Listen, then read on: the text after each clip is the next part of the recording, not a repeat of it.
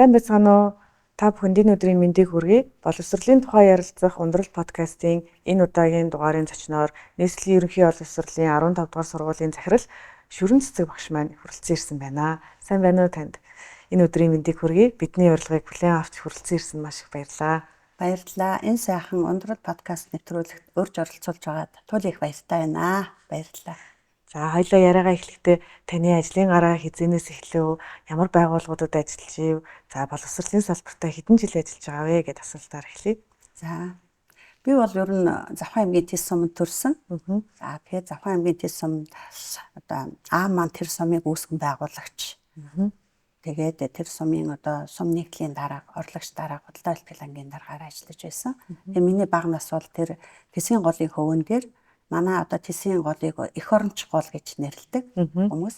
Яагаад эх оронч гол гэсэн бэ гэхээр одоо гадаад харийн нутагт одоо урсаж гараад тий Оросын нутаг руу гарчаад буцаад эх орондоо ирдэг.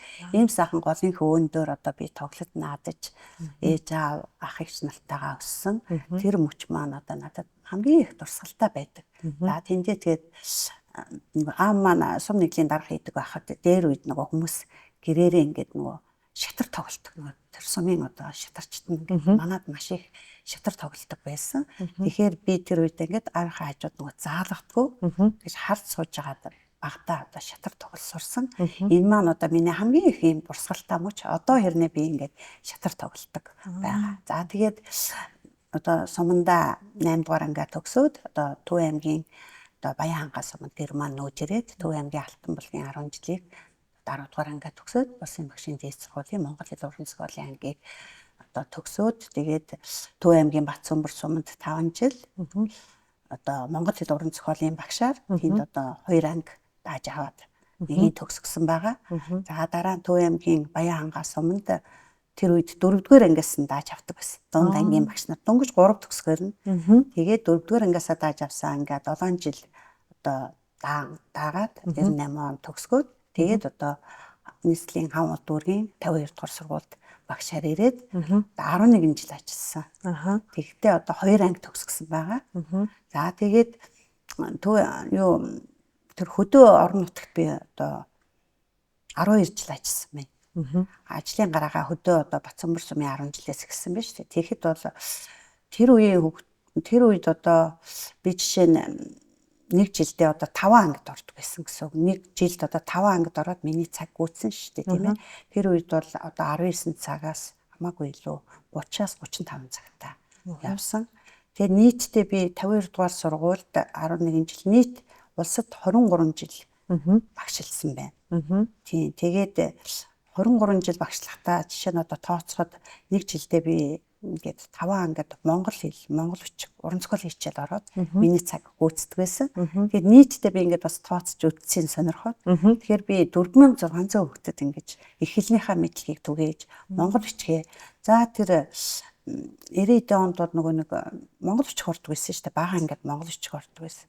Тэгэхээр би монгол хэлний багшаа хувьд юу гэж боддгоо гэхэд тэр чигээр нэр монгол бичгийн хичээлийг оруулж авсан бол одоо ингэж дахиж тий төрийн бичиг монгол бичих болоод байна шүү дээ. Тэгээд одоо бол ингэ 6 дугаар ангиас монгол хэл заадаг байхгүй юу? Тэр үед бол бүр 1-р ангиас нь одоо миний тэр Төв аймгийн Баян хангай суманд дааж авч байсан ангид бол 4-р ангид орохдоо монгол бичгээр 3-р ангиа төгссөн тийм анги орж ирж байсан.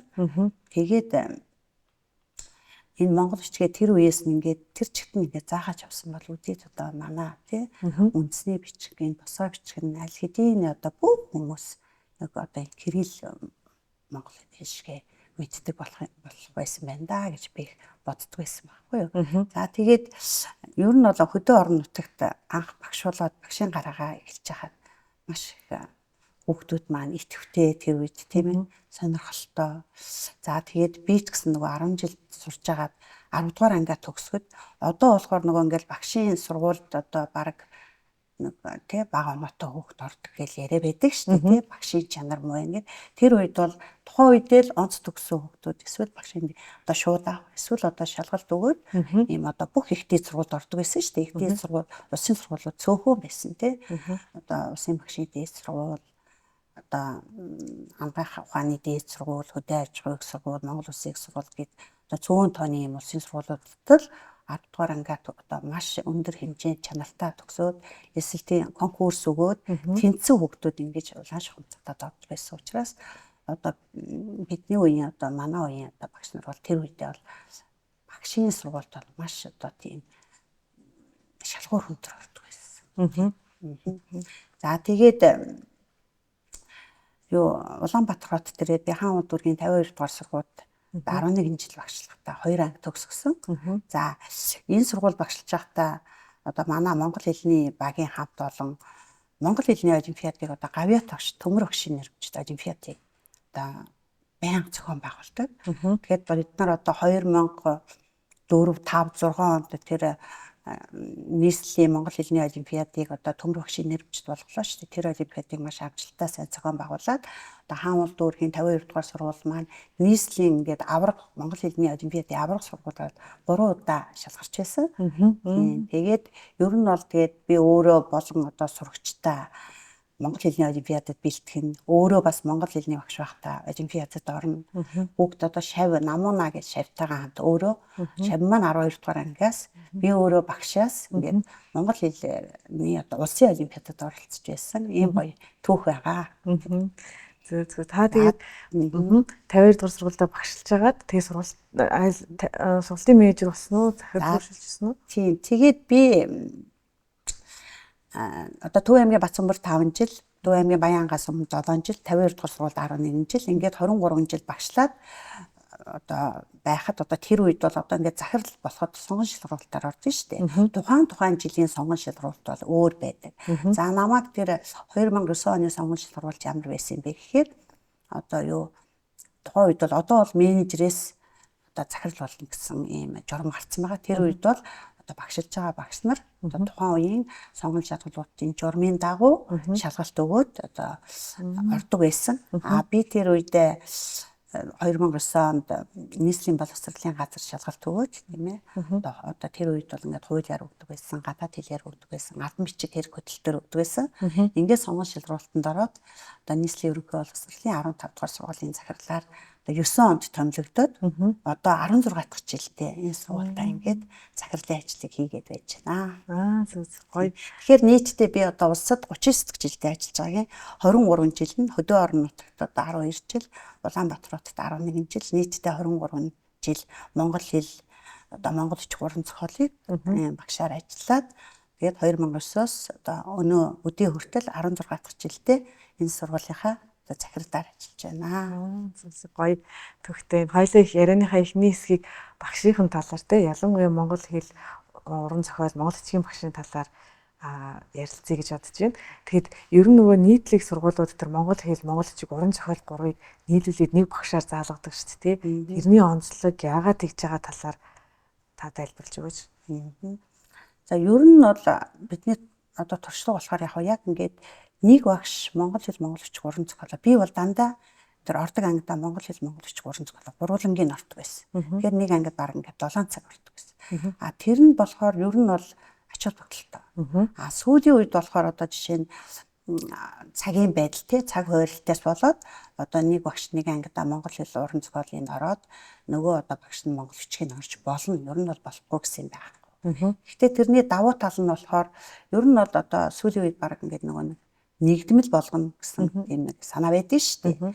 Тэгэхээр одоо нэг багш орсноороо үр дүн нь бол би илүү гэж бодож байна. Жишээ нь одоо сүүлийн үед бол энэ монгол хэлийг чинь нөгөө ихтер их авч үзэж байгаа. Тэгэхээр уран зохиолынхаа ихтер тэр багш жишээ нь би одоо өөрөө ингээд өөр багш ордог бол ингээд монгол хэлнийхаа хичээлийг би өөрийнхөө яг зааж байгаа уран зохиолтойгоо холбож заах гэдэг байна тий. Яг одоо уран зохиолынхаа ихтэй холбож заах гэдэг байна.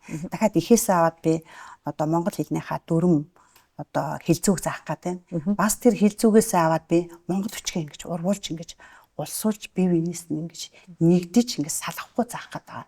Тэгэхээр нэг багш яг тэр орж байгаа хүүхдүүдээ одоо нэг багшийн мэдээлэл нэг хүүхдэд очно да. Тэгэхээр салангад биш нэг мэдээлэл яг тэр гурван хичээл дээр очивол би илүү сайн гэж юу боддог. Ер нь бол одоо ихэнх сургуулиуд бол тэгж заадаг байгаа.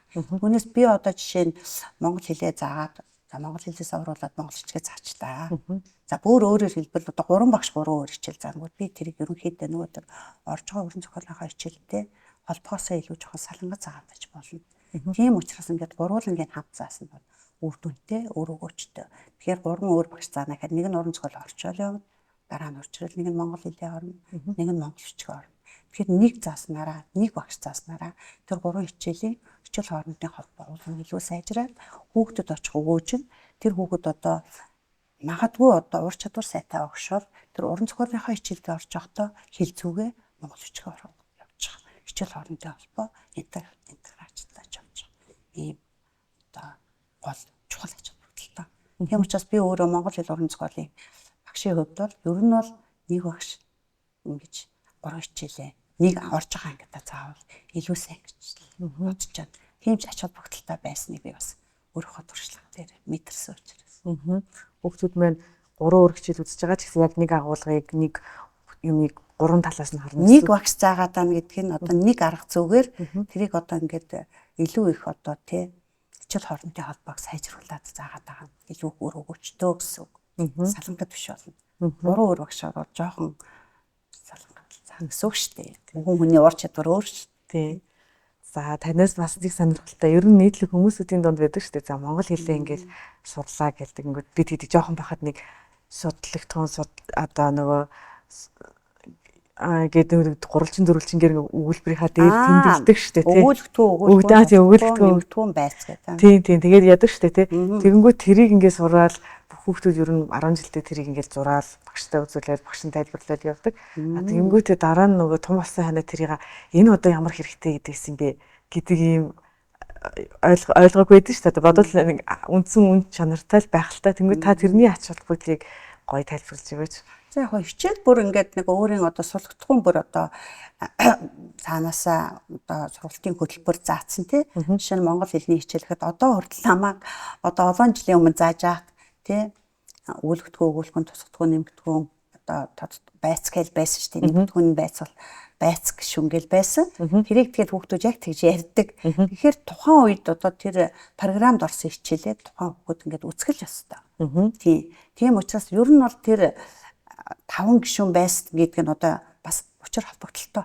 Яагаад гэвэл одоо ингээд англи хэл сурахад хүртэл ингээд тэр өгүүлбэрийн гишүүд чинь учир холбогдолтой шүү дээ. За жишээ нь гол гишүүд нэг өгүүлбэртгүй өгүүлэх юм байна. Тэгэхээр хүн ингээд маш олон урт өгүүлбэр өгчөөд гол утга нь юу юм бэ гэвэл тийм ээ. Энэ одоо яасан байна. Одоо юу гэдгийг энэ кино утсан байна ч гэдэг юм ингээд юу гэдгийг би одоо тэр хүн явсан байна гэд гол утгыг нэг олно гэдэг нь ер нь бол тэр гол гишүүдэд болоод байна. За тэгээд хүүхдүүд болохоор нөгөө гол гишүүдэд за та бүхэн энийг одоо дэлгэрүүлээд яригвал нөгөө нэг дэлгэрүүлээд яриад байгаа нь тэр одоо дэд гишүүд болоод байгаа байхгүй юу? Тусдаггүй байц одоо тодтгол гээд. Тэгэхээр ер нь бол одоо ингээд энэ шинжлэх ухааны нэр томьёо чинь ер нь бол тэгж ач холбогдолгүй юм аа гэсэн бол байхгүй тий. Яг хоо тухайн хүүхдэд дараа одоо хойшид монгол хэлний мэргэжил эзэмшихгүй тийм ээ. Одоо математикаар явах юм уу, эмчээр явхад бол одоо хэрэггүй гэж үзсэн л байх л да.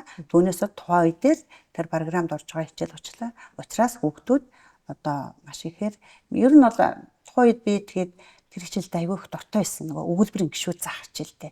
Яагаад гэвэл хүүхдүүдээсээ ингээл нэлээд юм том их уншуулж байгаа. За хүүхдүүдээ өгүүлбэртгүй өгүүлбэрийн олоороо гэдэг нь гол гишүүдийн олоороо гэлтгэхээр болно тий. За гол гишүүдээс гадна энд одоо ямар одоо гол гишүүдэд дэлгэрүүлээрэ гэлтгэхээр нөгөө өгүүлбэртгүй өгүүлбэрийн тусгадхуунаараа дэлгэрүүлээл зураал тийм ээ. Чиний хэлдгээр нөгөө зурааснуудаараа зураал. Ингээл явна. Тэгэхээр англиас сурахч гэсэн тусгадхуун хаана байх юм тий. Тэр үүлэнд одоо тусч байгаа тусгадхуун хаана. За эзэн хаана. Гол өгүүлбэр нь хаана байх. Ингээд яг энэ монгол хэлний хэлзүүтэй англи хэлний босод гадаад хэлбэрт холбоотой юм билээ. Тэгэхээр би бод мэргэжлийн хувьд бол ач холбогдолтой тий. Тухайн үедээ хүүхэд сурж байгаа юм чинь сурах ёстой програмаа эзэмших ёстой л гэж үзэж байна. Яг үндсэн нөө төрлөх хэлийнхаа тэр өгүүлбэрийн бүтцүүдээ зөв ойлгочих юм бол аль хэллийг сурснаа нөө тэрнтэйгээ ижилсүүлэл ойлгочих учраас илүү болон сурах гэсэн тий. Зөв. Тэгээ одоо уран зохиолын хичээл дээр хүүхдүүдийн уншиж ойлгох чадвар муу байна гэж сайн нэг олон улсын шалгалт явагдсан шүү дээ Монгол гадны. Тэнгүүд хүүхдүүдийн унших чадвар муу байна гэд тэгсэн. Тэрэн дээр та юу гэж бодож байна? Ер нь хүүхдүүдийг сүүлийн үед ер нь ингээл аль ч насны хүмүүсийг ном уншаа, өдөрт ядаж нэг 30 минут ном уншаа гэдэг тийм дадал туршилтаа олоо гэж тэгээд байгаа. Тэгэхээр та бас нөгөө яг уран зохиолын багш хүний өнцгөөс илүү те яг уран зохиолоор ном уншсанаар хүнд юу хөгжөөд юу сайжраад байна те хүний ямар чадвар сайжраад байна вэ гэдэг талаас нь тайлбарлаж өгөөч. За одоо бол ингээд хүүхдүүдийн ингээд ном унших чадвар нэг хэсэг ингээд бүр ингээд ном уншдгоо. Яагаад гэвэл нөгөө нэг утасны хэрэглээд ороод байна шүү дээ. Гэтэл намайг багш байх үед дээр үед яадаг байсан бэ гэхээр маш ихээр ном уншуулад нөгөө одоо таач гэсэн тэгдэг байсан. Номын тэмдэглэл хөтэлдэг. Номын тэмдэглэл хөтөл. Тэгээд номын сайн нөхөргээд бүр ингээд тэмдэг өгдөг байсан. Тийм учраас ер нь бол одоо ингээд ном уншсанараа их юм уншсанараа хүний мэдлэгт хэлнэ л гэсэн. Тийм. Тэгэхээр ном бол ертөнцийг харах цонх гэдэг ингээд зүр үг гэдэг шүү дээ. Тийм иргэдийн үг. Ном бол ертөнцийг харах цонх гэдэг нь ямар ч хүн ном уншсанараа тэндээс бүх шинжлэх ухааны мэдлэгийг одоо мэдлэг мэдээллийг авна гэсэн. Тэгэхээр нөгөө тэр одоо сүүлийн үед энэ олон улсын PISA гэдэг үнэлгээ. Тийм. Монгол улс PISA-гийн үнэлгээнд одоо энэ жил ингээд манай сургууль гэхэд ингээд PISA-гийн үнэлгээнд 2 дахь удаага хамрагдчихжээ. Би бүр айгүй дуртай байгаа. За эхэнд нь 3 жилийн өмнө PISA үнэлгээ явагдсан шүү дээ. 3-4 жилийн өмнө явагдсан. Тэрний одоо дүнг ер нь бол мэдээсэн шүү дээ. Тэрний дүнгээр ямар байна вэ гэхээр хүүхдүүдийн харин нөгөө өөр тэр сэтгэн бодох чадвар нь унших чадвараасаа илүү. Унших чадвар нь одоо монгол хүүхдүүдийн унших чадвар бол одоо тааруу гарсан. Тэр дундаа бол нөгөө хөдөөний сургууль, хотын сургуулийн ялгаа, зайны ялгаа бүр их гарсан. Ерөнхийдөө бол хотын сургуулиуд бол бас өдөөний сургуулиасаа харьцангуй одоо унших чадвар нь бол дээр. За тэгэхээр энэ яг юу хэлээд байгаа юм бэ гэхээр хүн яг одоо ингээд нөгөө амьдрах ухаантайгаа уншна гэдэг чинь хүний одоо амьдрах ухаантай холбоотой шүү дээ. Ном уншичаад номноос маш олон зүйлийн шинжлэх ухааны мэдээлэл авна. Бүхэл мэдээллийг ном уншиж авна. Тэгэхээр сүүлийн үед болохоор энэ хүүхдүүдийн ном унших чадвар бол багассан байгаа. Тэгэхээр за тэр PISA-гийн үнэлгээ болохоор яг унших чадварыг шатгадаг. Унших чадварыг. За тэгэхээр энэ жил манай Монгол улс дахиад үнэлэгдсэн. Манай сургууль дахиад тэр үнэлгээнд орсон. Бид нар их сайшаалтай байгаа. Тийм одоо мэдээж өмнөхөөсөө хүүхдүүд маань агсан байгаа. 15 настай хүүхдүүд ордог. Тийм тэгэхээр олон улсад бол ер нь олон улсын том үнэлгээнд PISA-гийн үнэлгээ гэхээр тэр бол одоо нэг математик сэтгэлгээ болон энэ унших чадварыг маш ихээр шалгадаг. Одоо ач холбогдол өгч шүү дээ. Тэгэхээр одоо сүүлийн үед болохоор номын сангууд, сургуулийн номын сангууд ер нь бол манай сургуулиуд ер нь их сайн ажилладаг шүү дээ. Бүх номын сандаа хүүхдүүдэд уншуулж жаан, шүний уншлаа, эцэг эхээ уншуулж жаан, хүүхдүүдэд уншуулж жаан, ангаараа уншиж жаан. Тэгээд өглөө үертэй тий өглөөний уншлага гэдэг юм бүр юу одоо хөтөлбөр хэрэгжиж जैन. Тэгээд шүн хүртэл уншлага болоод шүний уншлага хүртэл хийгдэж जैन. Тэгэхээр бол би бол яг Монгол уран зохиолын багшийн хувьд бол сургуулийнхаа номын санг бол одоо хүүхдүүдийн ном унших үйл ажиллагаанд анхаарал ажилладаг. Яг тэгээд хотын сургуулиудад нэг ачаал ихтэй тэрнээсээ болоод харьцангуй байгаа болохоос ш ер нь бол одоо хойшид энэ унших чадварт маш их анхаарал тавьж байгаа. Яг л бид нар хүсэлтгүй энэ олон улсын үнэлгээнд сургуулиуд ингээд хамрагдах нь болж ш. Ер нь ерөнхийдөө бол түүрээр хамрагдаад байгаа. Манайх бол ямар ч байсан 2 дахь удаа ингээд хамрагдсан. Тэгэхээр бас өрдөнтэй гэж бодчих. Өмнөх шалгалт шүү дээ тэр чинь.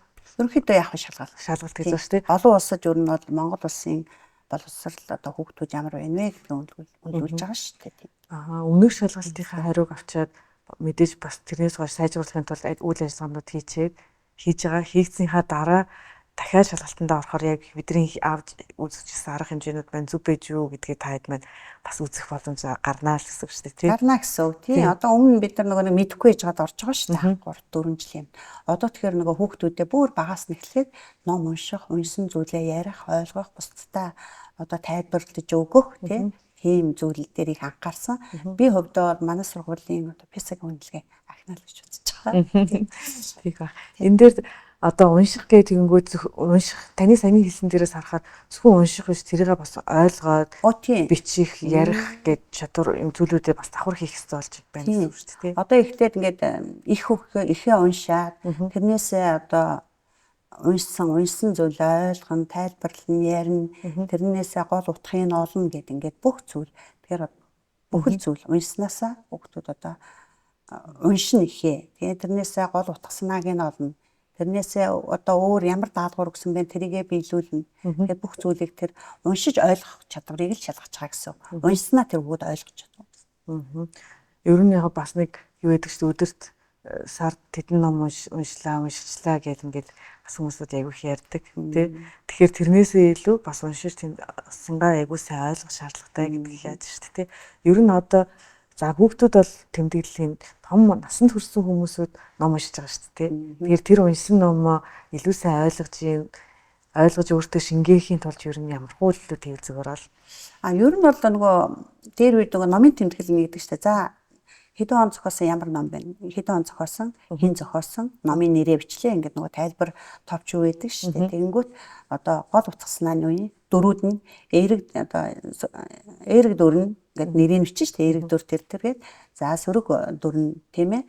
Сөрөг талын баатар нь одоо юу юм? За тэгээ гол утгаснаа нь та энэ номноос юу ямар одоо уншаад ямар нэгэн сургамж авнаа та. Тэгээ ямар нэгэн зүйлийг мэдэж авах гэсэн ийм ерөнхий асуултын дор тэмдэглэл хийгээд яваад байгаа бол зүгээр. Тийм.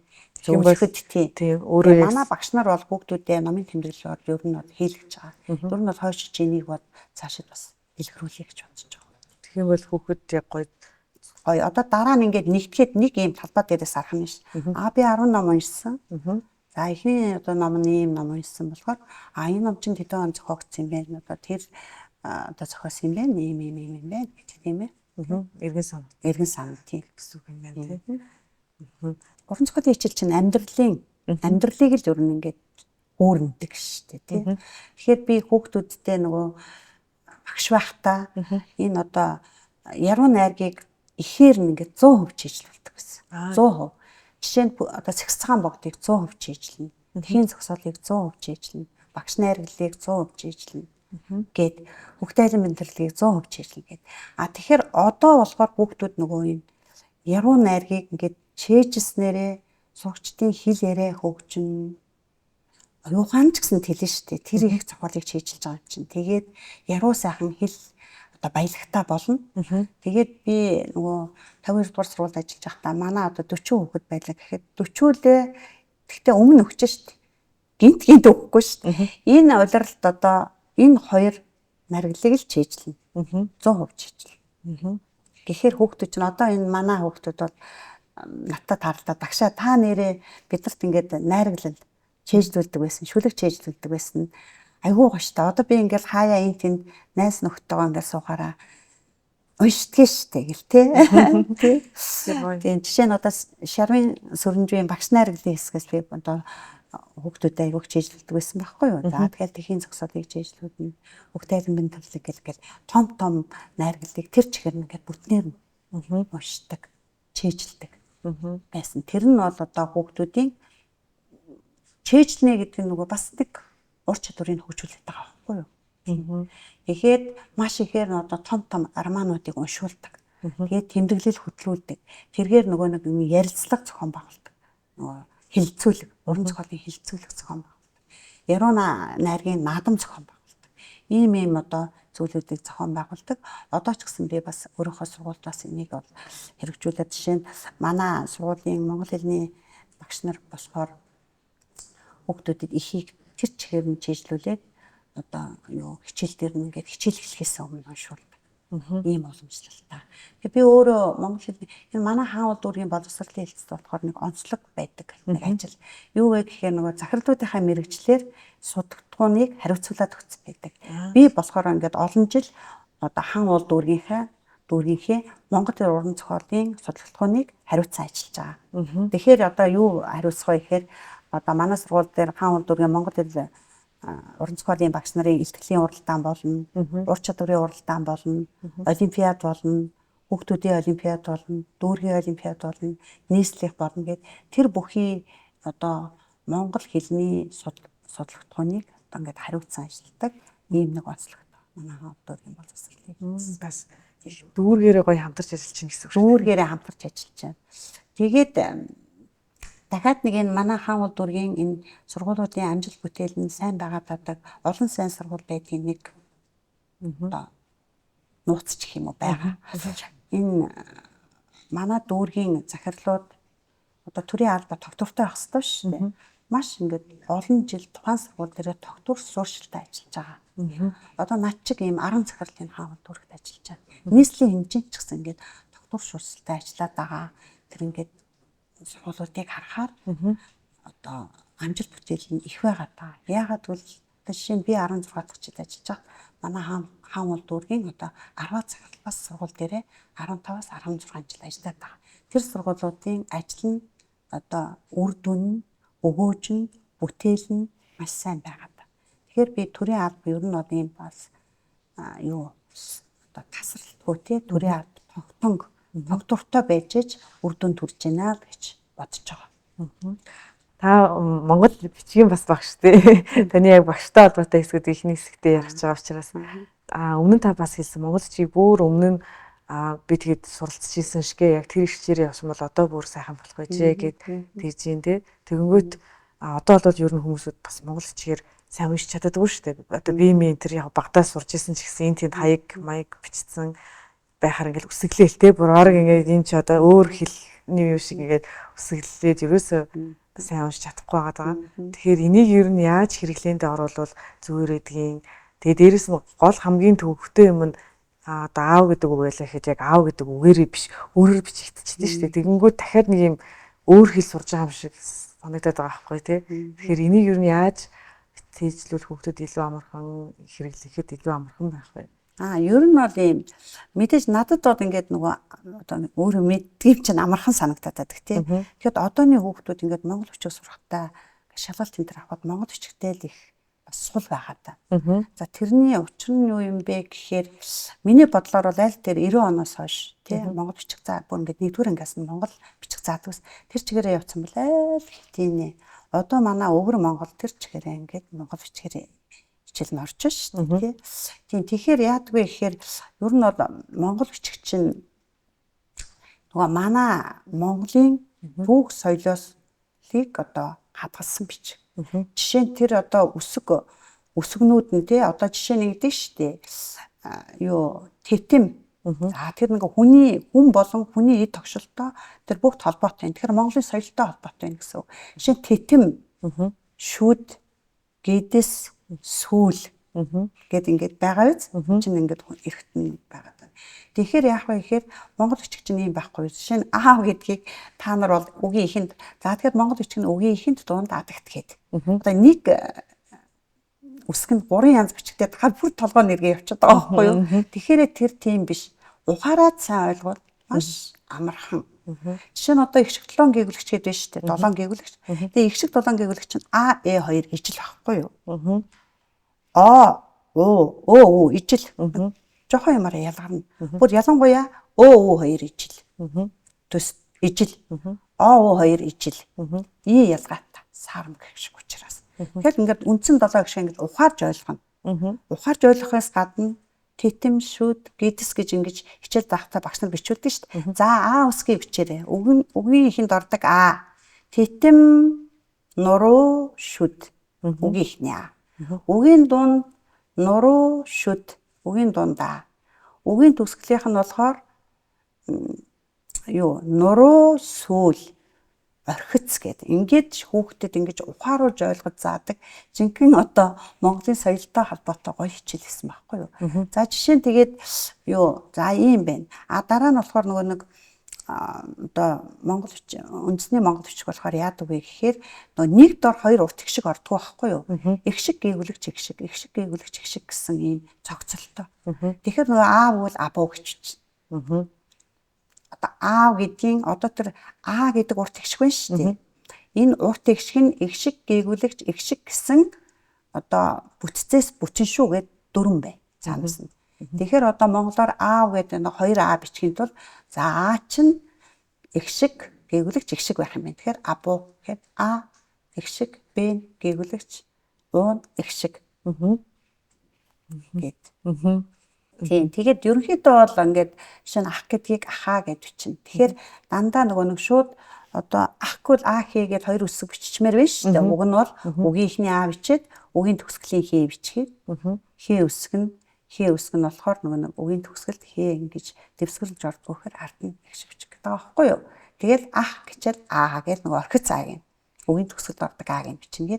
Ер нь бол монгол бичиг бол ер нь бол ингээд ойлгочвол амархан. Тухайн багш яг яаж заагаадаа заахаар шалтгаалаад байгаа гэсэн. Тэгэхээр манай ер нь бол одоо хүүхдүүд бол монгол хичээл хамтархан сураад манай сургуулийн хувьд бол ингэдэг.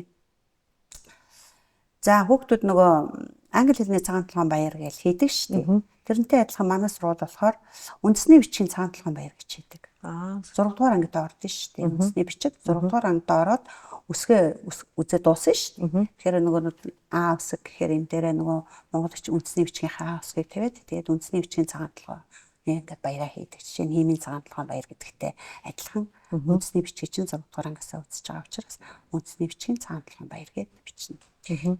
Тэгээд ер нь гол ялгаа нь болохоор нөгөө ер нь бол монгол бичиг бол эгшиг гээгүүлэгч эгшиг гэсэн үеийн бүтцтэй. Урт эгшиг нэг дор гарахгүй. Гэхдээ нэг жишээ нь хууль гэдэг үгийг хавуулаа гэж үчтэй хавуулъя гэд. Тэгэхээр заримдаа болохоор одоо тийм бүтцтэйгээр урт эгшиг бас ордог байхна гэд янз янзын ийм нарийн дүрм байгаа. Эдгээр бүгдийг сэжлүүлж явчихна. Сэжлүүлж явчихна. Тэгээд одоо бол ерөнхийдөө манай энэ Монголын энэ одоо албан газруудын хаяг үндэсний бичгээр бичигдээд шүү дээ. Ягаад бол энэ 25 оны 1 сараас эхлээд одоо төрийн бичиг чинь төрийн албан бичиг чинь хослол болсон шүү дээ. Одоо би жишээ нь албан бичгээ монгол бичгээр гаргаж чана, кирилл бичгээр гаргаж чана. Албан болон хэвлэлцэн. Тэгэхээр одоо яа харахгүй одоо хүмүүс монгол бичгээ бол шандан суралцах хэрэгтэй. Чинь манай үндэсний бичиг учраас.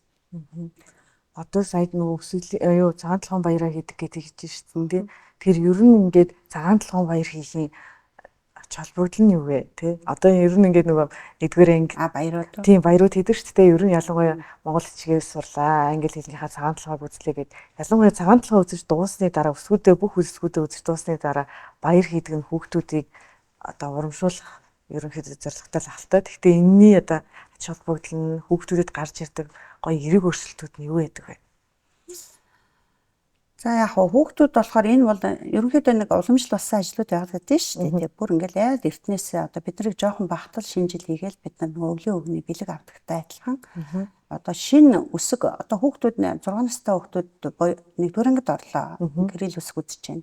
6-р ангийн хүүхдүүд одоо энэ монгол бичгийг огт мэдэхгүй кирилл үсэг сураад үндэсний монгол бичгээ 6-р ангидаа үзэж эхэлж шүү дээ. А үсэг гээл аагаас гэлээ за А үсэг нь өгийн ихэн дунд адагт ингэж ордгоо гэд ингээд заагаад тийм ээ. Ингээд явхаар энэ үсгээ одоо үзэж дуусчаад яах аргагүй бид нар одоо ингээд шин юм сурсныхаа баярыг л тэмдэглэж гин гэсэн.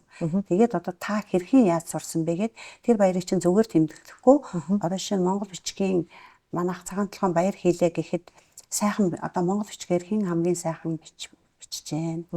Одоо хэн одоо алдаагүй бичиж байна. Хин хамгийн хурдан уншиж байна гэсэн одоо тэр нөгөө сурсныхаа үр дүн тооцох уралдаанууд зарлцаад тэр уралдаанаа ер нь бол шин зүйл сурсан одоо дүгнэх тийм одоо дүгнэлтийн баяраа л гэсэн. Харин бас нөгөө заримдаа хүмүүсүүд яг үн чанарыг агуулгыг ойлгохгүй те яг нөгөө баярлах процессд нийлэх анхаарал тий. Жишээ нь 1-р би сая монгол бичгээ ярьлаа шүү дээ. Одоо 1-р ангийг ярьлаа гэхэд за одоо хамгийн хурдан ингээд уншдаг анги. За тэгээд хамгийн гоё хичээнгүй ичдэг анги. Хамгийн сайн одоо хурдан боддог анги. Тийм ээ ингээд хамгийн их бүтээлч анги гэд ингээд хүүхдүүдээ нөгөө нэг одоо юу сурч шинээр одоо юу сурч мэдсэнийг дүгнж байгаа л гэсэн. Дүгнэлтийн баяраа хийж байгаа гэсэн. Дүгнэж тийм. Түүнээс ингээл мөнгө төгрөг татаад шагнал өмшүүл багш нартаа өгөөл тий эцгийнхээсээ багш нартаа ингээл янз бүрийн бэлэг дурсгал авч өгөх гээд байгаа учир шалтгаан биш. Тэр бол одоо эцгийнхээ сэтгэл л гэдэг. Хүүхдүүд маань за ямар ч нэг даваагаад авлаа гэдэг мэдрэмж аваад нэг шин юм сурлаа. Шин юмаа одоо тэр шин юмаа хэдэн хувийн гүйцэтгэлтэй яаж сурсан бэ гэдгээл дүгнэх баяр гэсэн. Дүгнэх одоо үр дүнгийн ажил гэсэн үйл ажиллагаа гэсэн. За хоёлаа одоо юуныхаа багшийнхаа хэсгээс дараагийнхаа хэсэг рүү шилжиж гэж бодож байна. Захирлын та анх нөгөө шалгалтууд өгсөн гэж тэгж шүү дээ. Шалгалт өгөөд захирал болоод орсон гэд тэр үеийнхаа дурсамжаас хуваалцаач ер нь тэг сонгон шалралт зарлаад та захирал болоод шалгалтууд байна. Ямар сэдвүүд байв, ямар хүнд байв. Тэгээд захирал болгож юу хийж бүтээ гэж анх бодож ирсэн талаас болцооч. Би ингээд багш хийгээд явж хахад ингээд сургуулийг нэг ингэчүүл энэ сургуулийн одоо юу үйл ажиллагаа аюу сайжрах юм байна. Ингэж хэмсэн гэж ер нь боддог байсан байхгүй юу. Тэгээд ер нь энэ захирал болохын анхны шалгуур нөгөө захирал хүн бол нөгөө удирдлагын сургууль төгссөн байх хэрэгтэй гэдэг. Би төрийн удирдлагын одоо менежерээр 2004 онд төгсөөд юугаар магистраар нь 2011 онд төгссөн. За тэрнээс мэдээж би ингээд одоо багш байсан чинь удирдах чадвар болоод тавлаа шүү дээ. За тэгэхээр захирал болоход шалгалт өгөхөд бол хамгийн эхлээд нөгөө бичиг баримтын бүрдэл шалгана шүү дээ. Бичиг баримтын бүрдэл нь бол мэдээж багш байх хэрэгтэй тий, бакалавр байх хэрэгтэй. Дараа нь одоо удирдлагын одоо тий удирдах тий одоо магистр юм уу? Магистрийн ер нь бол магистр гэж шаарддаг гэсэн байх хэрэгтэй. За тэгээд тухайн хүн бол нөгөө албан бичиг хөтлөл жишээ нь тушаал тэр үед надаар ингээд тушаал бичүүлж байсан. Та хүн ажилд авах тухай тушаал бичгээ. Тийм тэгээд тэр үед болохоор орос хэлний шалгалт тавьчихсан. Би тэд чинь би тэсийн 8 жилд сурж байхдаа орос угшаар хичээл залгадаг байсан. Хөдөлмөрийн хичээл орос угшаар. Тэгээд орос хэлний хичээл бас орос угш ордог учраас тэгээд дээд сургууль тахта орос хэл үздэг байсан шүү дээ. Бидний үед англи хэл байгаагүй.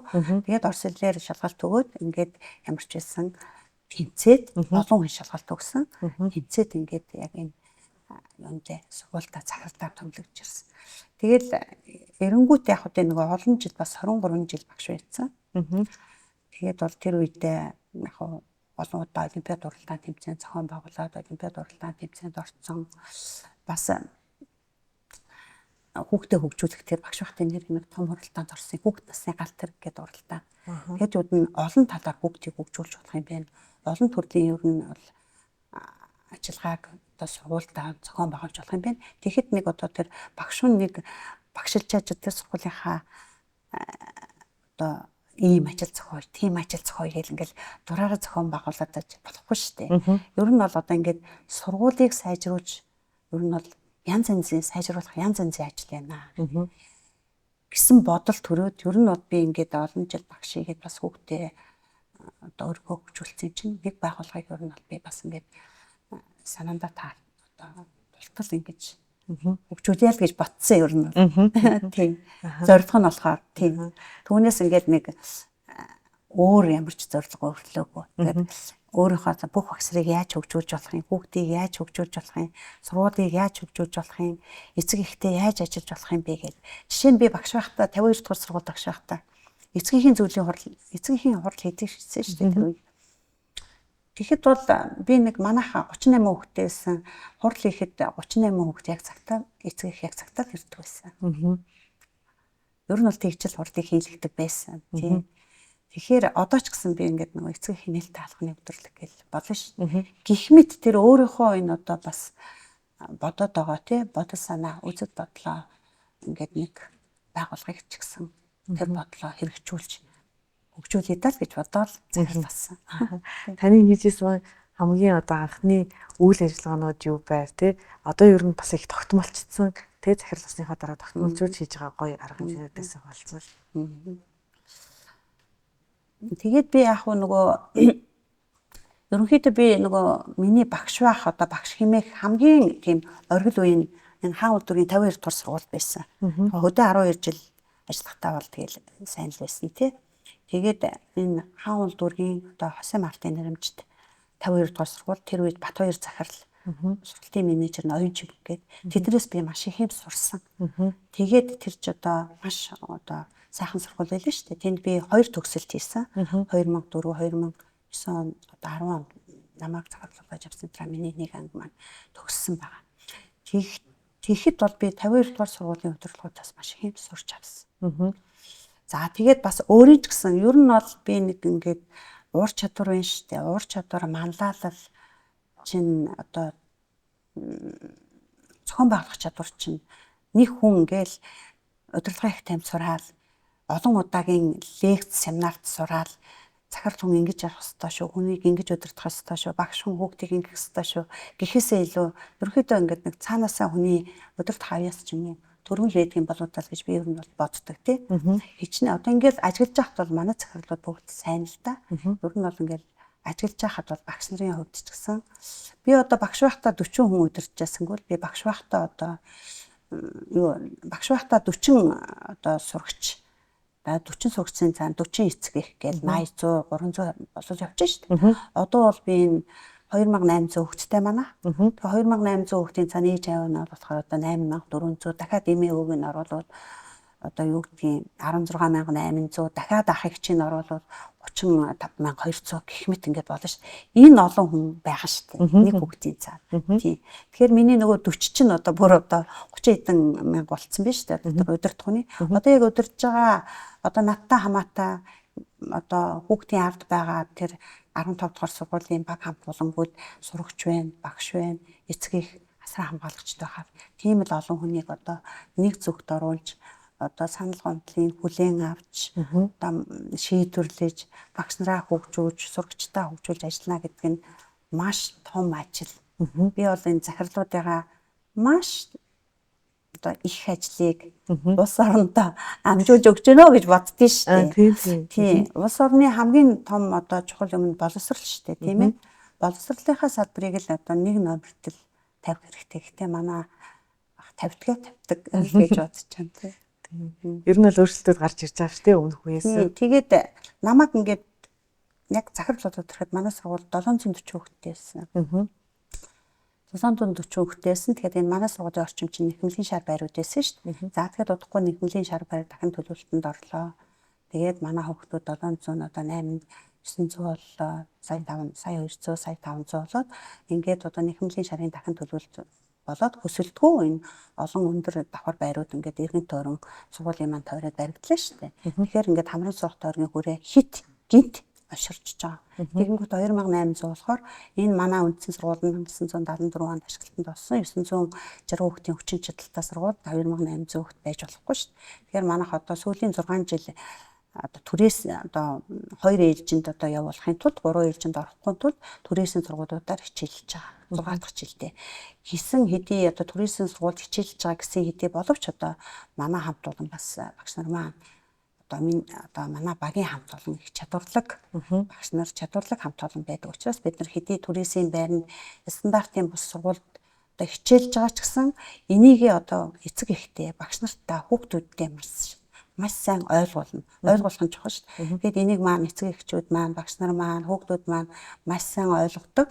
6 дахь жилдээ түрээсийн одоо стандартын бус сургуульд явж байгаа хэдий ч гэсэн манай сургуулийн одоо амжилт бүтээл нь ундарсаар байдаг байгаа. Тийм. Сая л гэхэд одоо ерөнхийлөгчийн одоо ивэлдор явагдаж байгаа цэрэг спортын дүл тэмцээнд одоо дүүрэгтэй 3-т ороод манай дүүрэгт одоо эхний 3 байранд орсон сургуулиудынхаа хүүхдүүдээс шигшиж аваад улсад оруулсан. Тэгээ сая улсад одоо хүүхдүүд маань дүл тоглолтод 3 дугаар байранд орсон. Тэгээд ингээд одоо сүүлийн үед бол ингээд Монгол ёс заншлаа маш их дээдэлж байна. Тийм ээ. Одоо цагаан сар антрыг одоо дээр үед бол ингээд хэцүү байдаг байсан шүү дээ. Тэгэхээр одоо манай хүүхдүүд болохоор энэ нийслэлийн боловсролын газраас баг 10 эдэх жилдээ зохион байгуулж байгаа би Монгол хүүхэд гэж ёс заншлын гоё тэмцээн байдаг байхгүй. Энэ одоо хүүхдүүдэд ингээд багаас Монгол ёс заншлыг, Монгол наадгааг ингээд ойлгуулж байгаа. Ийм сайхан тэмцээнд манайх ингээд маш олон жил орсон. Энэ жил болохоор одоо нийслэлтэй одоо нийслэлийн одоо баг 100 хэдэн 180 сургууль байгаа шүү дээ. Тэрнээс тэргүүлээд 1-р байранд орсон. Энэ бол бидний одоо олон жилийн нөр их хөдөлмөр. За тэгээд бас нэг ингээд хөгжүүлж байгаа зүйл болохоор би өөрөөсөө багаасаа шатар тоглолдог гэдэг. Багаасаа хүнээр заалгаагүй тэгээд сурсан. Тэгээд сурагч байхдаа, оюутан байхдаа, багш байхдаа одоо захирал байхдаа 16 жил тэмцээнд орж байгаа. Ингээд байнга ингээд шатрын тэмцээнд ороод явдаг. Тэгэхээр шатар сурсны ач холбогдлыг би өөрөө мэдэрдэг. Шатар тоглодог хүн бол 3 нүдийн цаатгыг олж харна гэдэг штэ тий. Би нүүн эсрэг талын хүн нүүн, би нүүхэд ингэж нүүнэ гэд. Тэрэн шиг ер нь бол ийм ач холбогдолтой одоо оюуны спорт учраас би сургуулийнхаа одоо манай сургуулийн ер нь бол улс даяар бол ийм сургууль байдгийг бас мэдэхгүй байна. Манай сургууль болохоор 2800 хүүхдийн одоо 6 дахь жилдээ бид шатарчин, би шатарчин гэдэг бүр ингээд шатар тоглох. Бүр шатар тоглож сургах ингээд даалгавар өгөөд хүүхдүүд бүр тэрийгээ би бол энэ 15 дугаар сургуульд суралцж байвал шатар тоглож сурсан байх ёстой гэдгийг мэдэрсэн. За тэгээд энэ тэмцээнийг маш олон жил зохион байгуулж байна. Тэгээд манайх дээр 2016 онд дэлхийн аварга сурагт төрсэн Лавг сүрэнгээд шатрын дэлхийн аварга. За энэ жил болохоор 3 ангийн сурагч Нандин Жигүүр 4 ада ингээд 3 4-р ангидаа дарааллаад дэлхийн аварга одоо насныхаа ангилалд 3 4-р ангийн ангилалдаа дэлхийн аварга шатарчин болсон. За хүүхдүүд манай сургуулийн хүүхдүүд хөвчлэн энэ нөгөө юунд сурдаг. Стенэцгээ шатрын том ахтан битгий. Сургуультай ойрхон. Энд бол манай сургуулийн хүүхдүүд олноороо сурдаг. Түүнээс гадна одоо ингээд төрөөсийн сургуульд чинь ингээд заал болтгоо байхаар нэг цаг бид нар бас нөгөө заалынхаа боломжоос ороод шатрын хичээлийг ордог. За бүр одоо ингээд нөгөө нэг сургуулийн мэдлийн цаг дээр шатрын хичээл ордог байсан. Ингээд хүүхдүүд маань одоо баг нөгөө нэгдүгээр ангид орсон хүүхдүүд эсвэл гадаа шилжиж ирсэн хүүхдүүд ингээд сая манайх ингээд шатрынхаа тэмцээний үр дүн гаргасан чинь 72% байгаа даа. Цаана байгаа 28% нь яагаад шатран мэдэхгүй байна вэ гэхээр нэгдүгээр ангид орж ирсэн шилжиж ирсэн хүүхдүүд ингээд эренгүүтээ арай сурж амжаагүй байгаад байдаг. Тэгэхээр манай нэг том брэнд ажил бол бид шатарчин гэдэг нь ингээд бүх ангиараа шатарсан байна. Бүх ангиудыг ингээд орж нэг бүрчлэн шалгаад хүүхдүүдийг. Одоо жишээ нь манайх 79 бүлэгтэй 79 бүлгийг одоо шалгаруулна гэсэн үг шүү дээ. Шалгана гэсэн. Тэгээд би шатарчин гэдэг нь хүүхдүүдээ насны ангиллаар нь 1-ээс 12 дугаар ангийн насны 1-р ангийн 2-ын 3-ын гээд тэгээд шатрыг бол насны ангиллаар тоглохгүй болохгүй шүү дээ. Баг дунд дахлах гэдэг яачвал 1-р ангийн хүүхд 5 дугаар ангийн хүүхдэд тоглох болчиход байна шүү дээ. 6-гийн хүүхд 9-ийн хүүхдэд тоглох болчиход байгаа учраас энд бол бид нар маш их ач холбогдол өгч зохион байгуулдаг. Бүр ингээд одоо өөрийнхөө брэнд буюу ингээд нэрэмжит ийм чухал ажиллаа гэж тооцсон байна. Тэгээд ер нь бол тэгэл эсэлтийн ерөнхий шалгаалт тэгээд одоо их хэлний олимпиад тэгэл одоо би Монгол хүүхэд зэрэг спортын төв тоглолт засаг даргын нэрмжит урлагийн наадам за тэгээд эсэлтийн ерөнхий шалгаалт үүсгэлийн үнэлгээ ингээд маш олон шалгалтуудад ер нь бол одоо ингээд сургуулиудаа манлайлан гэж ажиллаж байгаа нь яг бидний одоо нэг одоо сул хамт олон болж тийм ээ хамт олон гэдэг нь сурагч багш эцэг их асран хамгаалагч удирдлагууд бүгд орж байгаа шүү дээ. гэж бодож байна. Та ер нь баг хамт олноо удирдахдаа чиглүүлэхдээ ер нь ямар зарчмыг илүү голчилж баримталдаг вэ?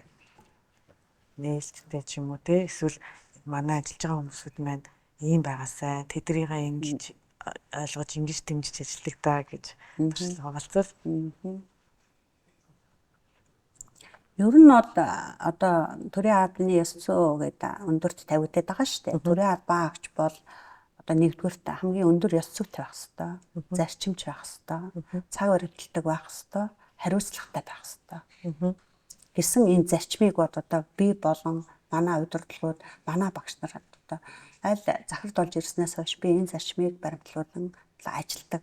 За тэгэхээр зарчим баримтлан ажиллана гэдэг нь одоо энэ 5 зарчмаас гажихгүй байхад бол маш сайн ажиллаад байгаа. Тэгээд юуны өмнө нөгөө нэг би одоо ингээд багш нартай ажил тулгаж хийлгэж болохгүй шүү дээ. Би захирал болж ирээд одоо ч гэсэн ингээд багш нарынхаа одоо санаа бодлыг ер нь бол ингээд олон жил багш игээд удирдлага хийчихээр багш хийж явахдаа хүүхдүүдээ удирдлага хийж явахдаа ингээд хурал хийж явахдаа ингээд баг харцлуу харахад л мэдэгддэг шүү дээ. За энэ яриад байгаа юмыг хөдөөж аваад байна уу авахгүй байна уу? Тэгэхээр яах вэ гэхээр одоо жилийн ажлын төлөвлөгөө одоо тухайн сургуулийн ажлын төлөвлөгөөгөө 9-р сард одоо хичээл оронгууд эхлээ сурагчдаасаа, багш нараасаа, эцэг их асран хамгаалагчдаасаа гэд бүх хүнээс одоо ингээд саналыг авчаад хийсэн ажил мэдээж асуудалгүй явагдаад байгаа шүү дээ. Түүнээс ингээд өөрөө ингээд дээрээс биш доороос ингээд бүгдээрээ саналаа нэгтгэхэд хийсэн ажлыг өөрсдөө саналаа өгсөн чинь одоо нэгтгэнэ. За өөрсдөө саналаа өгөхөөс гадна бас ингээд сургуулийн зүгээс хийх ажлууд байдаг тий. Тэгэхээр манай сургууль бол би ер нь бол багш нараа ингэдэг юм. За нэг багш нар ер нь бол төрийн албаагч 8 цаг ажиллах хэрэгтэй тий. Гэхдээ 8 цаг ажиллана гэж одоо энэ хотын сургуулиудад бол би тэг цаг барих тэр хаан сууж хичээлийг хийн гэдэг нөгөө нөхцөл байдал бага байдаг. Тэгэхээр ажил нь нөгөө хийх ажил нь тодорхой байдаг. Багш нар чинь одоо 7 хоногт 19 цаг өдөрт өөрөөр хэлбэл 3-аас 3.5 4 цаг л ажиллаж байгаа шүү дээ. Тэгээд тэр багш маань одоо ангитаагаа ажиллах хийх ёстой юмаа хийцэн байх Өстой. За тэгэхээр улирлын амралт болохоор энэ 7 хоног айдаа ажиллах юм уу? Ажиллахгүй мө зүгээр л өглөө 8-9 цагт ирээд орой явуулаад байгаа нэг ийм гадуур яригдэл гэдэг. Би бас гадуур энэ нэг багштай дээр ингээл янз бүрийн ингээл нэлээ их ингээл мэдээг хардаг. Харчаад доор нь тайлбар ер нь бол бичдэггүй. Тэгэхээр ингээл нэг асуудалтай газрууд бас байгаа л гэдэм билээ. Тэгэхээр тэр асуудалтай газрууд яагаад байгаад гэдэм бол гэхээр яг л одоо хамт олноороо тэгээ ойлголцоогүй болвол гэж боддгийн шүү дээ. Түүнээс миний хувьд болохоор одоо жишээ нь улирлын амралт боллоо тий. Манай нөгөө төлөвлөгөөнд хийх ажил нь тодорхой. Сар сараар ажлынхаа төлөвлөгөө гаргах чинь тий. Гинт байж байгаа л гэртээ багш нарыг очсон багт хор зарлаад байгаа энэс өсвөлэл ингээд утгагүй болно шүү дээ тий. Тэгэхээр хийх ажлууд нь ингээд тодорхой байдаг. Тодорхой болохоор одоо яг хийх ажил нь тодорхой юм чинь ажлаа хийсэн л бол тэр хүн амарч болно л гэсэн. Хичээлээ заасан. Одоо бүртгэлүүдээ хийцэн тий. Цахим бүртгэлүүдээ хийцэн. Хичээлийн бэлтгэлээ хангацсан бол одоо тэгэл ажил нь тодорхой. Ер нь бол багш нарын ажил тодорхой байдаг нь бас нэг давуу тал шүү дээ тий. Түүнээс ингээл нөгөө 8 цагийн ажилтаа хүмүүс уцаа аваад энэ цагаа хүлээхээс сууддаг хүмүүс байдаг шүү дээ. Тэр нөгөө хурууны хийгээл бүртгэдэг юм шиг байгаа тийм ээ. Тэгэхээр тэгж болохгүй шүү дээ. Ажил нь тодорхой ажлаа хийсэн бол багш нар чөлөөт явна л гэсэн би багш нартай ийм зарчмыг л баримт. Тэр багш чинь гэртээ очиод өөрийгөө хөгжүүлж шүү дээ тийм ээ. Мэдээж тэдэнд ингээд тодорхой өөрийгөө хөгжүүлэх өөрөг даалгавар өгсөн байгаа. Одоо хичээлээ бэлтгэх цаг хугацаа өгсөн байгаа. Тэгэхээр хичээлээ заа, хичээлээ бэлтгэх, өөрийгөө хөгжүүлнэ. Өөрийгөө хөгжүүлэхдээ заавал одоо 8 цаг ажиллана гээд өглөө 8 цаг төрчээд 5 цаг хүртэл чи байх хэрэгтэй шүү гэж би бол суулгав. Нөгөөдөө багш нартай одоо төлөвлөгөөндөө ажлыг тодорхой заагаад өгч. Энэ сард ийм хурлыг үл тэдэн цаг тийм ээ. Одоо ерөнхийдөө төлөвлөгөөгөө та аюу тодорхой байдаг учраас хүмүүсд маань ажлаа ойлгомжтой сайхан хийж байна гэдэг чинь шүү дээ. Тэгвэл миний нэг ажиглалтаар ингээд ажиглахаар ер нь Монгол улс маань өөрөө аюу их тодорхой биш гинтийн шийдвэрүүд аюу их гарч ирдэг шүү дээ. Гив гинтхэн. Тэрэн дээр та яаж гоё маневрлж байна? Ер нь бол ингэдгийн одоо манай захирлууд бол хэлж байгаа. Ер нь бол хэлдэг. Ингээл гинт ингээл сургуулийн аюу том ажил төлөвлөсөн байхаар зүгээр энэ за сургуулиуд одоо маш их байгууллагын ажил хийгээд байгаа юм шиг санагддаг шүү. Энийг би ч биш манай бүх захирлууд хийдэг. Яадаг вэ гэхээр сургууль яг ингээл өөрийнхөө ажлыг хийх гээл сайхан яг сургуулиугаа хүмүүжлэлүүгээ сургалтлуугаа ороод захирал хичээлдээ суугаал ингээл менежер суугаал ингээл явъя гэтэл ер нь бол одоо манай яг одоо дээд байгууллага одоо нийслэлийн боловсролын газар яам ерөнхий газраас гадна өөр одоо ингээд зөндөө байгууллагууд бас бид нарыг сургуулиудыг одоо бусад ажилдаа татан оролцуулаад байдаг. Надад төдийгүй манай энэ сургуулийн энийг ярьдаг. Жишээ нь ингээл маш олон газраас ингээд хүүхдүүдийн дунд уралдаан тэмцээн зохион байгуул. За тэгээд байж л энэ тэндээс зөндөө ингээд сургалтууд бас зохион байгуулаад. За өнөөдөр нэг хэдэн хүүхд тийшээ явуулчих. Сургалтанд оролцуулаад. Хэдэн хүүхд тийшээ явуулцгаа. Надад би энэ дээр л жоохон ингээд дээрээсээ яг нэг ийм төлөвлөгөөтэй нэг бодлоготой сургуулиуд ерөөсөө яамнасаа ерөнхий газраасаа нийслэлээсээ тэрнийхээ л ажилд оролцдог.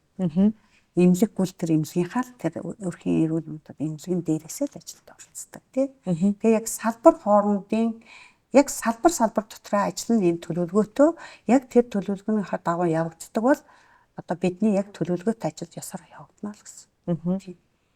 Тэгвэл гинтийн шийдвэр гардаг.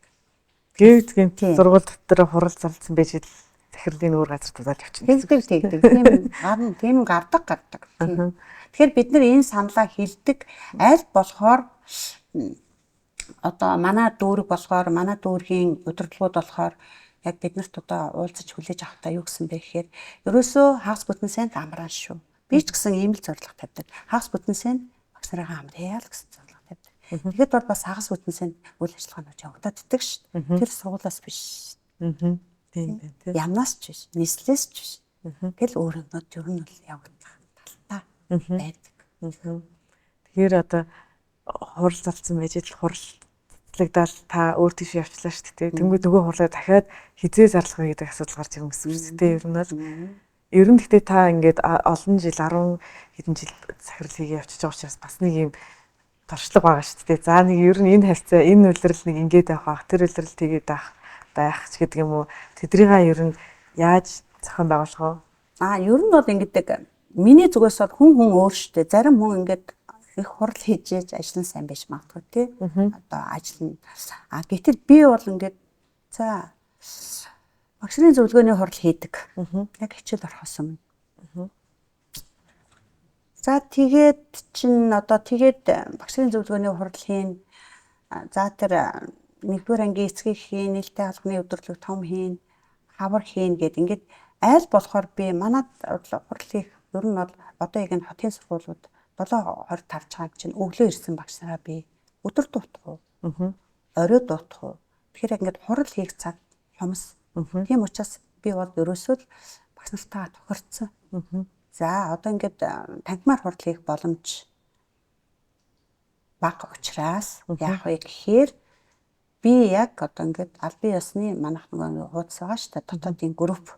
Тэг онлайнаар цахимаар ингээд зар мэдээллийг товч бөгөөд тодорхой тавьдаг. Тэгэхээр дор нь тэргээрээ хариулт авна. Одоо бичгээр авна. Бичгээр гэдэг нь за мэдлээ гэж. Тэгэхээр ингээд би бол баг л нэг тэгж цуглуулад нэг хурал хийгээд ер нь бол яг нэг цөөхөн хүүхдтэй анги танхим хөрөлцөөтэй байхад сард нэг удаа нөгөө хоёр хичээлийн хооронд эсвэл хичээлийн дараа хурал хийдэг байсан. Тэгэхээр одоо би бол тэгж хурал хийх нэгдүгээрт 2 төрөөсийн байранд 3 байранд хичээлдэг учраас боломжгүй. За өдөр хийлээ гэхээр яаж хийх юм? Өдөөс хойш хичээл оруулж чинь өдрийн хичээл оруулж чинь. Орой хийлээ гэхээр өдөржин хичээл заасан багш нараа би 7 цаг одоо 18 цагаас хойш хурал хийгээд орой болохоор энэ гэртээ хэдэн цагт очих уу? Гэт ингээд багш нарынхаа ерөнхийдөө нийгмийн асуудлыг маш их бодолцдог. Багш нар маань энд маш их одоо сайнаар хүлээж авдаг. Тэгээд хурал хийгээгүй байлаа гэд ажил салгалтаад байдаг. Ер нь. Багш нарын зөвлөгөөний хурлаа бол зайлшгүй хийн ш. Тусгай өдөр. Тийм. Тусгай өдөр гарч байгаа. Тэгээд хавар багш нарынхаа ажил дүгнэх хурлыг хийн. Гэхдээ ажил дүгнэх хурлыг нэг нэгээр нь биш, секцээр нь, үеэр нь оруулж ирээд секцийн ажиллаар нь одоо сүүлийн үед ингээд би биш, бид гэсэн үзлээ санддаг болцсон ш. Би гэдэг аахгүй тий. Бид манай сургуулийн ажил сайн бол бидний ажил одоо миний ажил сайн байна гэсэн үг. Тэгэхээр би энэ нэг сайндаа энэ сургуулийн ажил сайн байгаад байгаа юм биш. Хамт олноороо сайн байгаад байна гэсэн үг. Тэгэхээр одоо нэг нэгээр нь ингээд оруулж ирээд талингийн хамгаалдаг үе байсан. Тэгэхээр одоо сүүлийн үед бол багаараа юу хийх юм? Яг энэ хичээлийн жил нэг томхон цөөхөн ажил, олон ажил бас өгдөггүй. Цөөхөн ажил хийсэн байх хэвээр. Ингээд тэрийгэ багийн одоо секцийн ахлагчид дүгнээд хамт олонны дунд ярилцаад ингээд хавар намар багшийн зөвлөгөөний хурал хийдэг, хавар ажлын дүгндэг. Дундуур нь бол шаардлагатай бол мэдээж одоо танхим хурал хийн. Яг шаардлагатай. Яг тэр танхимын хурлыг хийх гэж цуглуулчаад зүгээр нэг 2 хом хэлчихэд тарч болохгүй шүү дээ. Ямар ч ашиггүй. Тэгвэл цахимаар л өчгөөс зараа өгчих хэвээр тий. Тэгэхээр шаардлагатай үед бол хурал хийн. Аль болохоор миний зүгээс миний арга барил бол хурлыг тэр болгон тэр чих цуглуулж хурал хийдэг багш нараа зүгээр цахимаар өгчдөг. Та ер нь ингээд танаа сургуулийн хувьд тий танаа баг хамт олон Монгол улсын ирээдүйн одоо ирээдүйг бэлтгэж байгаа сургууль шүү дээ тий. Тэгэхээр ер нь яг ямар хүүхэд одоо бэлтгэгдэж манай сургуулиас гараасаа гэж та хүмүүс үздэг вэ?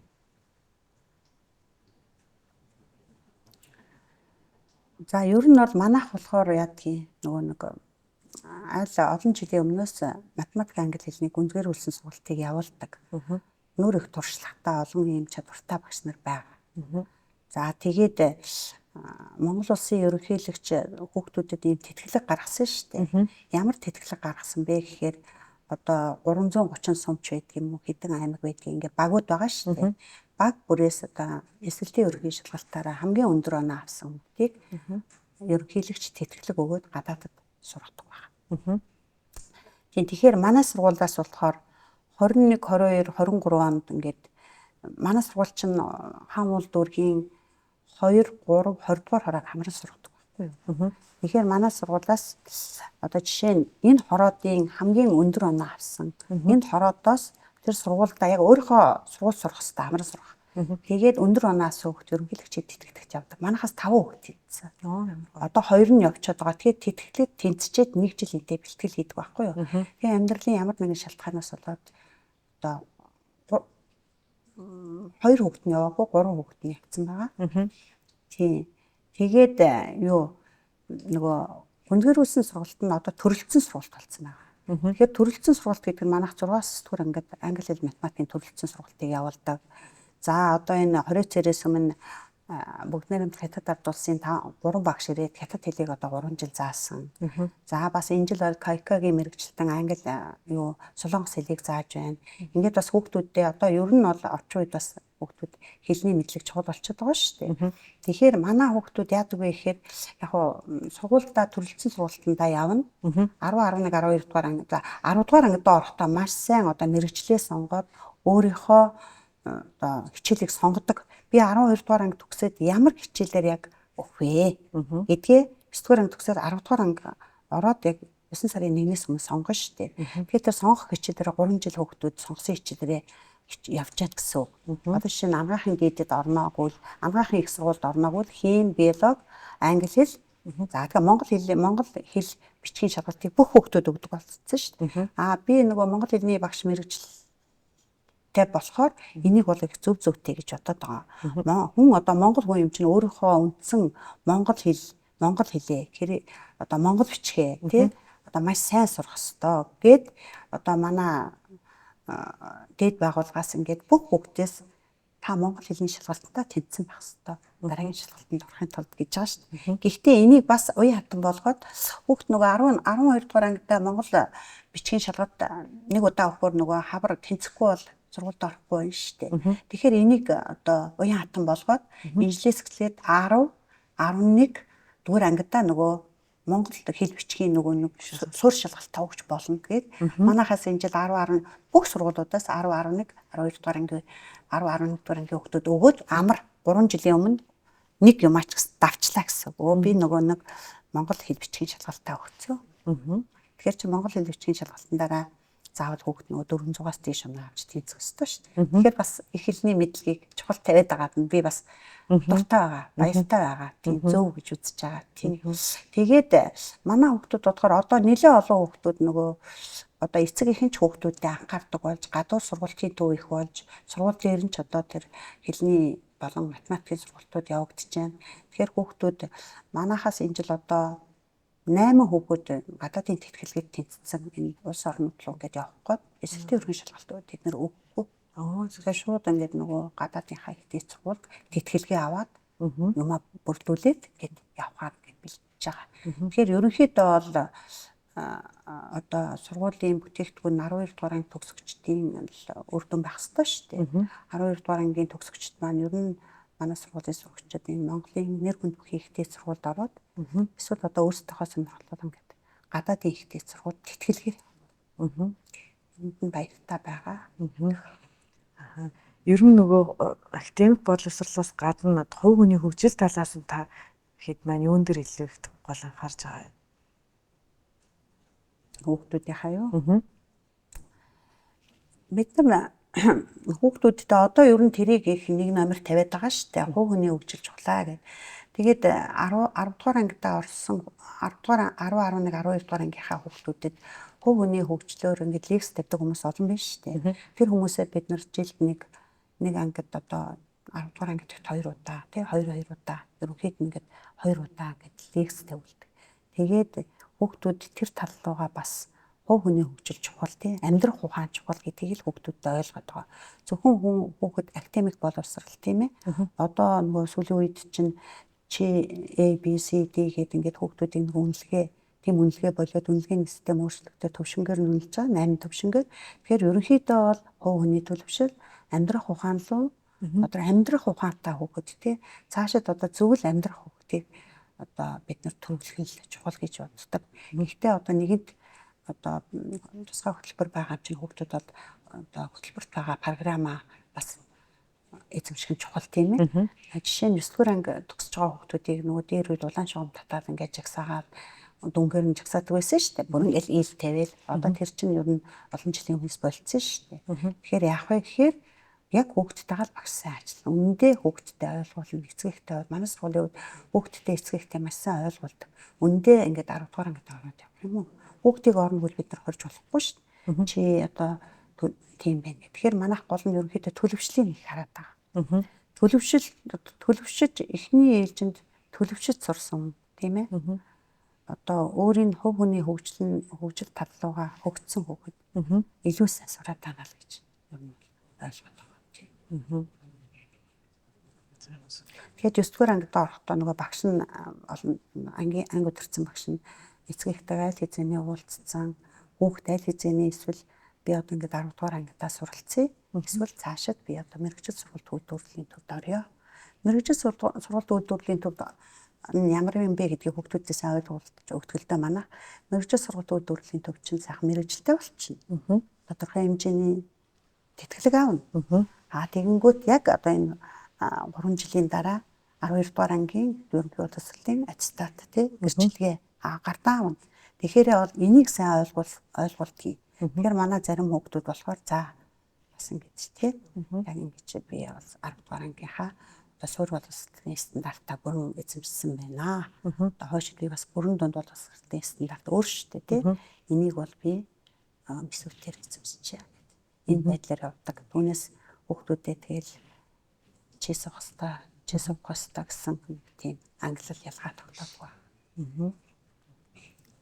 За хоёулынгийнх нь яриа ерөөдөө дуусах тийшээ хандж байна. Тэгээ таныг би одоо ажиллаж байгаа боловсролынхаа салбарын удирдах ажилтнууд болон багш нар сургалтын менежерүүдэд зориулаад гоё уриалга хэлээч гэж хүсэж байна.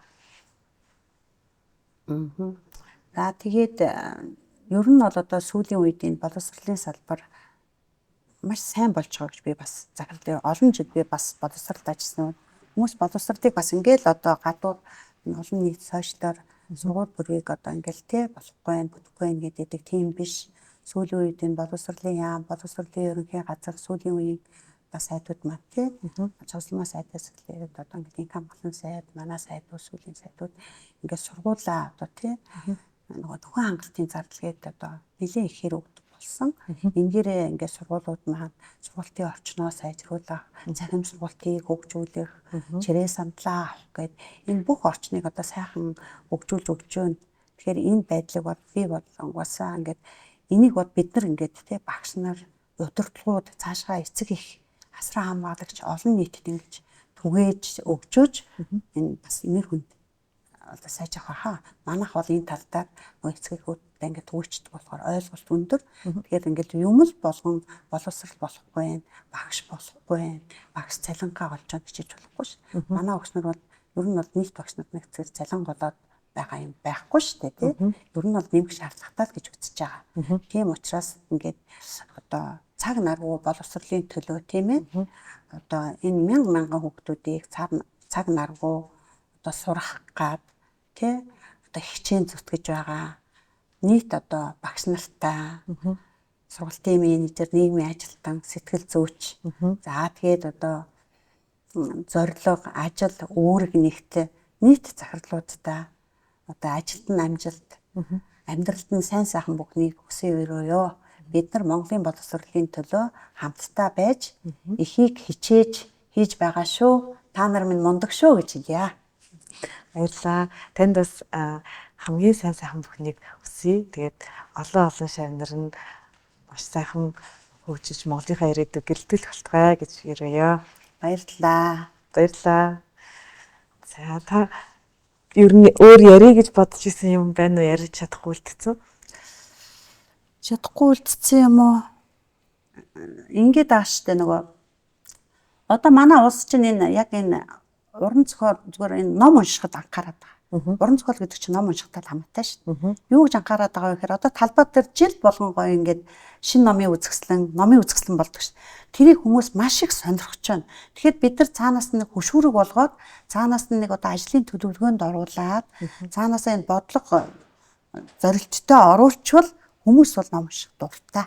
Тэрний хөшүүргийг хийж өгөх хэрэгтэй. Одоо ингээд талбай дээр номын үзэсгэлэн болдог шүү. Сонирхоод очиод бүр ингээл шин ном худалдаж аваал тий. Тэгэл одоо манай сургууль жишээ нь ингээд ном солилцох өдрлөг болдог байхгүй юу? Жишээ нь одоо уран зохиолын ном шийдэж болно, сургагчч байж болно. Тэгээ хүүхдүүдтэй хоорондоо ингээд одоо солилцох ном. Би болохоор одоо нэг юм шин сургуультай болохоор тийм бүр үүдэндээ юм ном солилцох тийм тусгай нөгөө нэг хэсэгтэй болъё гэж бодож байгаа. Тэгэхээр эцэг эхүүч гэсэн тэр номноос уншлаа, гэртээ авч уншичаад маргааш навчраа тийм. Тэгвэл энэ ганц манай сургууль дээр биш тий. Тэр ингээд ном солилцох үйл ажиллагаа. Тэгэхээр яг хөхөр нэг ном одоо өвөө эмээ ч юм аав ээж нэг ном авлаа, тэрийгэ гэртээ авч уншичаад маргааш нь авчирч ихтэй гэртээ байгаа номоо авчираад хийж болно. А тэрэн шиг манай энэ төв номын сандар ч юм уу тий. Энэ одоо бүх сургуулиуд тэгээд энэ бүх төрлийн албаны үүдэнд тийм ном гой унших, тийм солилцох, тийм одоо талбар одоо тий хэсэгтэй болчвол улам илүү тэгж ном унших үйл ажиллагаа би нэмэгдэх байхаа гэж бодсон. Би бол тэрийг одоо сургуультаа хэрэгжүүлнэ. Ер нь бол хэрэгжүүлээд эхэлсэн байна. Хүлээгээ сууж явахдаа ном авч уншдаг. Хүлээгээ сууж явахдаа ингээд номоо уншичаад буцаагаал. Тэгэх юм бол тэгэл өдөр тутмын амьдралд нь гоё явж. Тэгээд миний бодлоор би бас ингэж боддоо шүү дээ. Автобусны дотор ч гэсэн тийм юм байвал гэж боддоо шүү дээ. Нийтээ автобусанд ингээд одоо сүүлийн үе бас хүмүүс заавал ингээд уран зохиолын ном гэхээсээ илүү хууль тогтоомжийг бас мэдүүлэх гэдэг тий. Тэгэхээр ямар нэгэн мэдээлэл одоо ном чинь уран зохиолынч байж болно.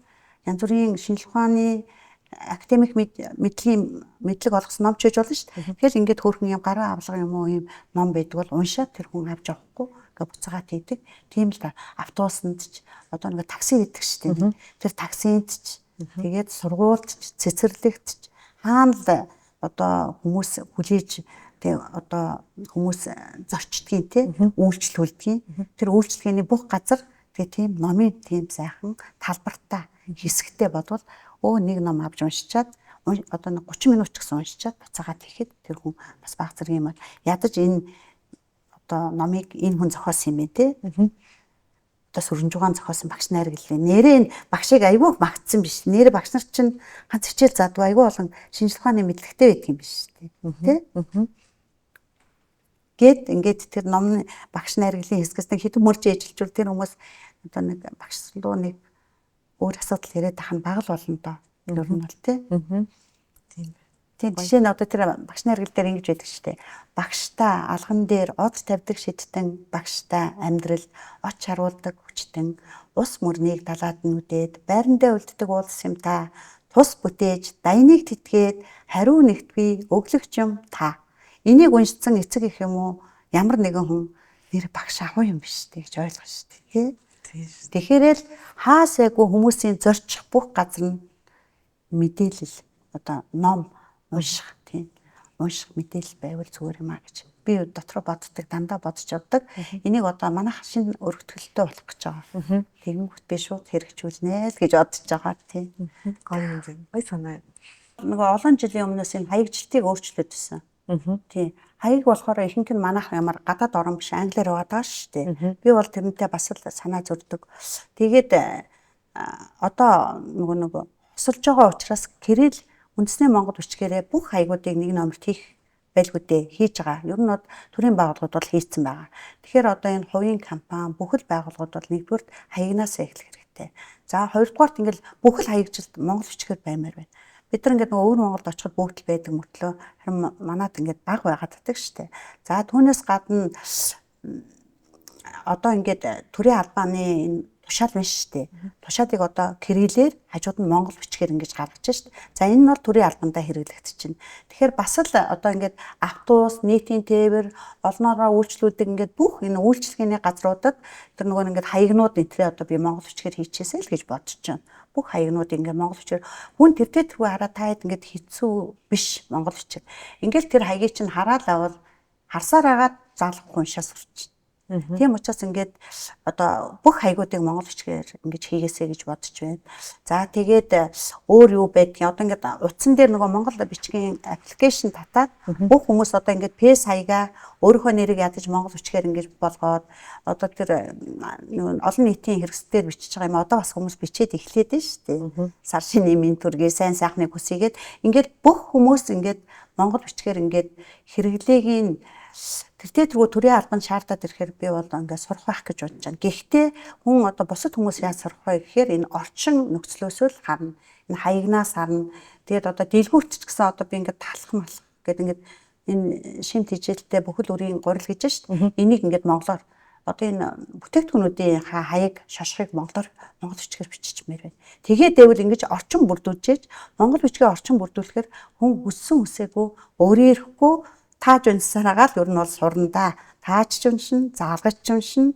тэртээ энийг шимт хичээлд бүхэл үрийн гурил гэжээвэл ингээд дээр нь биччихэд хажууд нь биччихээр өө тэгж байгаа юм байна гэсээр хас сурчин.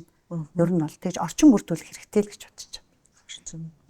Тийм тэгэл би дээр үед бол нэг өөрөө ингээд концепто би өөрөө монгол бичгээр бичдэг байсан. Би одоо ч гэсэн ингээд энэ тэнд нөгөө хурлын тэмдэглэл хийн шүү дээ. Би өөрөө яагаад бол монгол бичгээр бичихгүй байгаад мартах гэдэг шүү дээ. Тэхийн тулд би тэмдэглэлийнхаа дэвтэртээр би нөгөө хурц цуглаан цохроо монгол бичгээр тэмдэглэл хийдэг шүү дээ. Тэмдэглэлээ. Тий. Ингээл яхаа урт үгийн татлах бичгээр биччихэж шүү дээ. Тэгэхээр өөрөө ирэхгүй ингээд одоо юуны өмнө монгол бичиг хурдан сайн сур яг бол бүх орчноор монгол бичиг болох хэрэгтэй. Одоо энэ зарж байгаа энэ талхач ихээр юу байдгийг өндөг, юу л байна ус ундаан дээрээ бүгд монгол бичгээр бичээд эхэлж байна. Тийм байна те. Тэгжээж гоё хэрэглэн. Тэгэхгүй Би тусгаалсан бол одоо ингээд сургуулийнхаа ингээд дотоод хаягуудаа монгол бичгээр бичсэн байгаа шүү дээ. Тэгэхээр аль болохоор орчин бүрдүүлж ижил монгол бичиг сайн сурна гэсэн. Тэгэхгүй болохоор яг орчин бүрдүүлж ном сайн уншина. Тийм байна. Тэгэхгүй бол хүн гэртээ орой очиод номын сангаас ном аваад уншихгүй нөгөө ингээд автобусанд суугаад чигцэлтэй явж явахт нь таксийн ингээд ардаа номтуул хүний номыг аваад уншлаа буцаагаад хэл орчин бүрдэн гэсэн. Тусгаалan цаг гаргаж суугуугаар ингээд ойр зурхандаа л хийгээд байвал одоо жишээ нь монгол үгээд гадаад төрүүлтэй монгол хэлээр ярихгүй тэр англиар юм уу гадаад тэр орныхаа хэлээр ярина шүү. Тэгэхээр орчноос шалтгаална тий. Хэл бол нийгмийн үзэгдэл гэдэг шиг орчноос шалтгаална.